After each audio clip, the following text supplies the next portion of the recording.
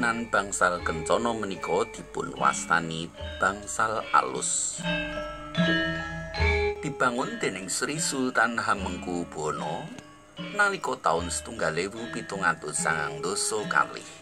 kanthi candra sengkala terus satunggal pandhitaning rat. Ing bangsal menika Sri Sultan Hamengkubuwana lenggah wonten Dampar Kencana madhep wetan minangka lambanging panguwasaning sultan ingkang parakosa sarta madhangaken kadosta Surya.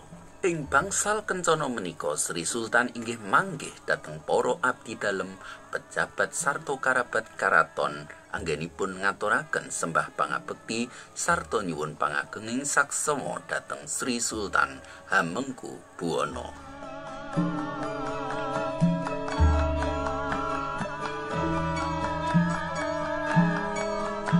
Yogyakarta istimewa. Kangen Jogja.